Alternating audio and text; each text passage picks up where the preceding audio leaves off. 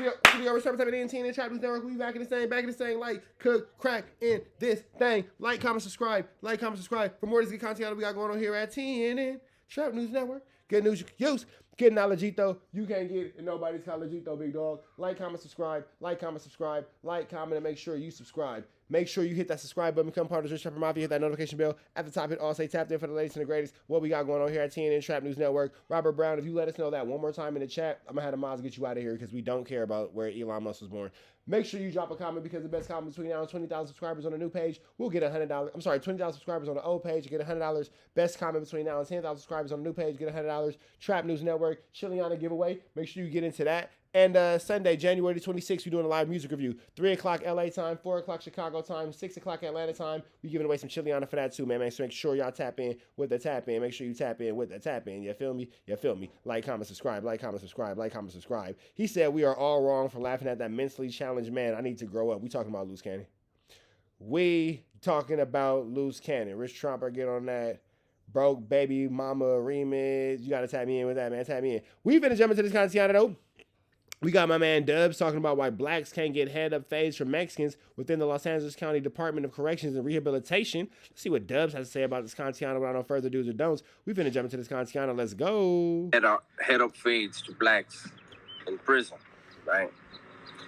And right after that, there's a guy, he's constantly hating and, making negative comments about raza, not surprisingly, from the safety of his living room. The living room is the safest place ever. But he said, because they're all so small, so they have to use weapons, which is a great tactic for them. All right. But since you asked respectfully, I'm going to answer respectfully. I do want to say, though, before I get into the story that, this individual, there's a couple of them that keep making these comments. So first of all, shout out to my soul section, all my black viewers, my black subscribers, which I have tons of them that show great support to me. But for these few hating ass motherfuckers, it's a trip that it's been my experience in prison that the ones that have that much animosity were always the victims. They had been victimized. Probably. Nigga, why wouldn't a victim have animosity? Who would have more animosity than a victim? Duh. Nobody has more animosity than somebody who's been a victim of something. Duh. Due to their mouth, and a lot of times they ran because of their mouth. And it's a thing within them, it's an insecurity within them that they can't let go, that they were exposed, the cowardness that they have within them was exposed by little essay, So I get it. But in my experience, behind those prison walls, those that are really involved in shit, those that are really pushing lines, they respect their adversary. It's not personal, it's business. But you're not really explaining why blacks can't get a fade, a head up out of Mexicans within the Los Angeles County Department, California Department of Corrections and Rehabilitation. You're not really answering the question. You're kind of like tap dancing around it, tiptoeing around the subject. I never go into names. I never say organizations, but I want to say something real quick. So my first time going to the shoot, Pelican Bay, after getting cleared out of C1, back then you had to go through C1, C committee, and then you would go to whatever building. I left C1 and I went to C4, right? He's talking about why blacks can't get head up phase from Mexicans in the California Department of Corrections and Rehabilitation. The day after I got there was canteen. Now, because I had just got there, my money wasn't cleared yet. It takes about 30 days for your money to follow you. Why? I don't know. There's computers. You just push a button and it follows you. But anyways, so they let out the first cell.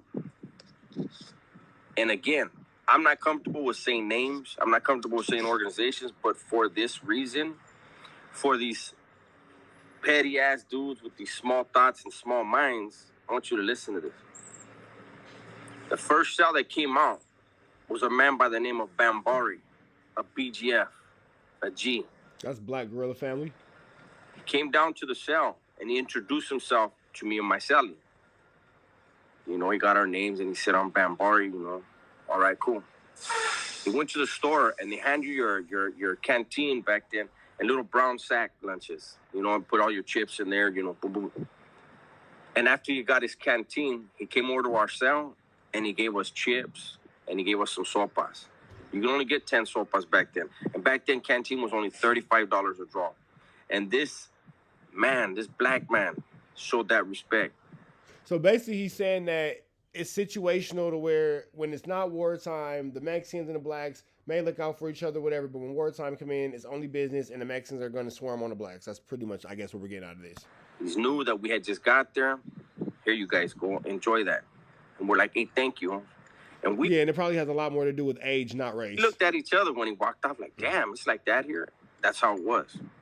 Again, went to the law library, signed up for law library, because back then that's where everybody communicated with each other. That's where everybody showed their face, you know, had their name heard. And I went, and one of those legendary vatos from the Clica, those of you that know what the Clica is, that's all I'm going to say. He was in the tank directly across from me. And he said, did you meet that Africano Bambari? And I said, yeah. And he said, that's a good dude right there. He said, we went to war with them a lot back when we were in San Quentin. He said, that's a solid motherfucker. If he ever needs anything, look out for him, right? But see, these petty motherfuckers that never been through nowhere, they don't know how to respect an adversary. They don't know how to keep it business, right? So there you go, clown. Put that in your pipe and smoke it and figure that out. Try to wrap your little ass head around that, because that's how it really is. Now, as far as head up fades, it needs to be abundantly clear. Raza, I'm pretty sure for the vatos from up north is the same thing, but for down south, they don't give anybody a head up fade. Raza are not allowed to put their fists on each other. That's not allowed to put their hands on. Now that's real. Mexicans. If you don't get along with yourself, Mexicans in the LA County jail system and California Department of Corrections are not allowed to fight each other. They end up fighting each other. They will have to fight the whole house. So if you fight your fellow being, you're gonna fight that whole burrito, big dog. That's a fact. Then there will be efforts made to separate you from your cellie. If you're separated from your cellie, but that issue still persists, then okay. Since you can't seem to work it out with words, because see, if you can work it out with your fist, let me put my fist with your fist, then you could work it out with your words. It ain't serious. But if you pursue the issue and it's serious, then they're each going to be handed a knife, and they're going to meet either in another cell, go back into a cell together and deal with it with knives, or they're going to meet at a certain part of the yard and everybody's going to know about it. Handle your business. Hey, that's real. If you don't like that nigga and you gotta, get him out of here and y'all got this whatever and you can't coexist, all right, boom, here go your blower, here go your blower. Y'all get each other out of here and may the best man win, or shut the fuck up and deal with each other, for sure. Because I can respect that.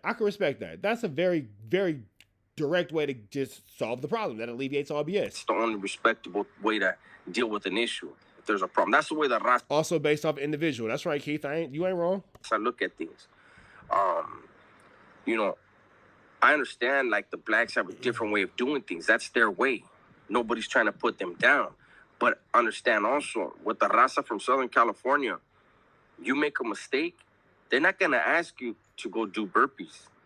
They're not going to ask you to write a... Nah, I've told y'all stories before of things I've seen in jail where the Mexicans get their own up out of there. You feel me? I've told that story before. So disrespect is sometimes could be a very deadly thing. It could be the last person you disrespect. An essay. They're not going to ask you to run laps and work out a whole yard. Nah. They're going to punch some holes in you and see how your heart responds to it. Do you go... Now, what he's not talking about is the actual issues that go on between blacks and Mexicans. Unfortunately, this is my experience. Don't get mad. This is my experience. From what it looks like, from my perspective, the Mexicans trip on racial divisions in politics more than blacks. Because, for example, within the LA County jail system, East Max, you'll be in the showers and the blacks will be taking the showers, and the Mexican might want to jump in and get clean and shower and all that because it's an X amount of man showers and, blah, blah, blah. And they can't. Like, I've heard black people say, like, hey, bro, you can jump in, but your people going to trip. We don't care. nobody's mad at you for wanting to wash your ass. Like, you know, you want to shower, you want to shower. But if you jump in and your people see you, your people gonna trip. We don't care. We not gonna do nothing to you. We don't got nothing to do with that. But your people, they gonna have an issue with that, big dog. So it's simple. You feel me? Go back to your cell and try to patch yourself up. Do you get taken to the dirt? Go, keep your mouth shut, go to the hospital, survive if you're lucky, and come back and say, I understand that. You know, I'll do what I got to do. And do you go and put in work to make things right? And do you learn a lesson? That's how the raza from Southern California deal with things. So when I'm asked, when I hear how come the dudes from down south don't give blacks... Yeah, no, because the blacks don't be giving a damn. You go to somebody's black grandma's house, the first thing they gonna do is offer you food. You feel me? I'm not gonna say where he was from. I'm not gonna say the city or nothing like that. But I've had a bunkie in Supermax dorm 7. I'm not gonna say the dorm. I had a bunkie in Supermax. He was Mexican and he didn't have food like that. You know what I'm saying? So I would walk past his door. I walked past his bed. I was, I'm lying. He wasn't my bunkie. It was me, and it was, where was bro from? Where was bro from? I want to say he was actually from Hollywood, Peru. I actually think that bro was from Hollywood, Peru. He was super cool. The bed next to us was some Mexicans, and it was a younger dude, and he was kind of cool, but I remember he wouldn't have food like that. My mom, you know, put little dollars on my books. I was drawing pictures and cutting hair with the razor and the comb. I had my little, you know, not chilly up, but I was doing all right for myself in the county jail system. And I would make a spread, and I would fold it up in a chip bag, and I would drop it off on that nigga bed, and I would keep walking.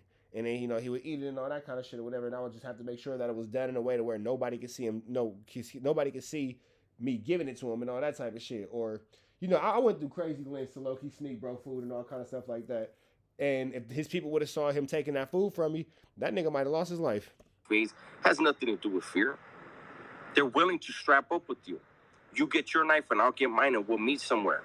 How was that cowardice? You're still a lot bigger. You know what I mean? But see, that's the thing. A lot of dudes ain't willing to go there. You know, they just want to, you know, oh, I'll beat you up. And yeah, raza are a lot smaller. That knife is always going to be the equalizer. Can you, first of all, can you make one as good as Mexicano? And then if you can't, do you know how to use it like a Mexicano? That's the difference. So basically, in a nice way, he's admitting the fact that the blacks are too big and too athletic for Mexicans to be fighting without the equalizer of a weapon. I'm not saying niggas is scary. I'm not saying niggas is ones who stepping like Sierra. What I am saying is Dubs right there just made it very clear that Mexicans can't necessarily tussle with blacks as far as head up fades are concerned without an equalizer. And that equalizer is that fierro. You feel me? That kisu. For those of y'all who don't know, that pa pa pa pa pa. Gazoro. You feel me? That's the edge that a lot of raza have. They know how to make weapons that are vicious, and they know how to use them. They know where to hit you. They know what to do because they have to know. You know what I mean? So that's my quick answer. You know, I know there's gonna be haters in here, and you know that's fine, Holmes. You know, enjoy your hate. You know, love your hate. Wrap yourself up in that shit. You know what I mean? But me, I choose to be positive. I enjoy all the positive comments that I get. I enjoy the growth that I'm getting. And don't forget, haters, those of you making them comments, you're helping me with the algorithm. I appreciate you. Every time you make a comment and you think you're woofing on me, I appreciate the view and the comment. That's very true. No matter what you say, negative or positively, it helps us out.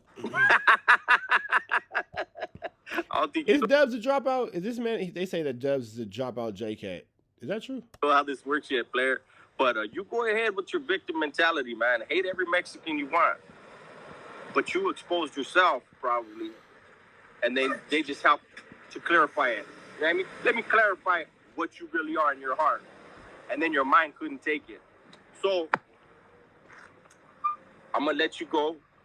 I'm going to let you get your thumbs ready. Start a fire on your motherfucking keyboard right now. And meanwhile, I'll be at work making good money. Then I'll go to lunch and I'll love this beautiful sky and this fresh air. I'll put out some more content that's going to help somebody hopefully make a better decision in life. I'll even sit here with this loud-ass truck where hopefully you guys can still hear me. But with that said, I got to go. Tell the ones that you love them. All right, man. We up out here to the next one. You feel me? Like, comment, subscribe. Like, comment, subscribe. Like, comment, subscribe. You feel me? He called a 187 charge, popping the kid in the back. Damn, Dubs. We up out here to the next one, though. Y'all know the deal, man. It's free. Avenue Angel. Until he's free, we are